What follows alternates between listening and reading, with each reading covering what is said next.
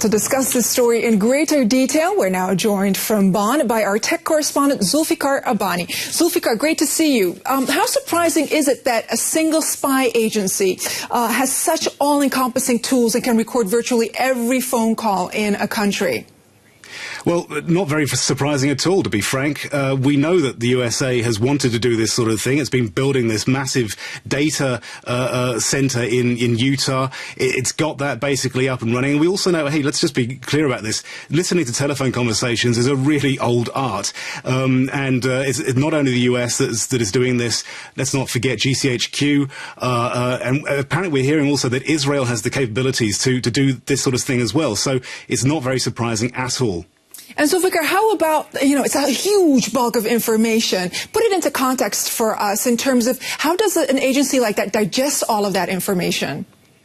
Well, you would think in the first instance that it's actually very difficult for them to digest so much data. I mean, we are really talking about just unbelievable amounts of data flooding their systems all the time, daily, minute by the minute. And what we are hearing, according to the Washington Post, is that they only analyze about 1% of the data. Of that, they are sending off about 1 million clips per month to be saved indefinitely. The rest is just chucked away after 30 days. But look, it is possible to actually scan audio without having to sit down. So you send it through a speech recognition software. You break that down into text, and then a further program can test the text according to patterns and fractal evidence, looking for certain spikes for certain words. Say it's either before, in the run-up, just basically monitoring of certain, security threats, or perhaps after an event. They can look for things in a certain area to see whether people were talking about certain things, certain words at certain times. So it is actually quite possible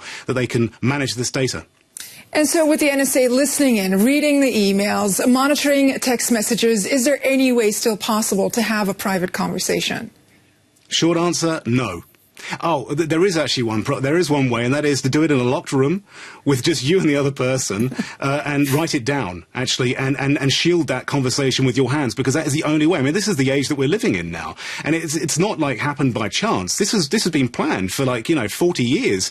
Whether people knew that they were planning it or not is another matter, but this is the way of our world now. So if you want to keep something secret, basically keep it to yourself. That's all I can say, really, unfortunately. Not very social there, but thanks so much, Zulfikar, for enlightening us. Zulfikar Abbany, our tech correspondent in Bonn. Thank you. Thank you.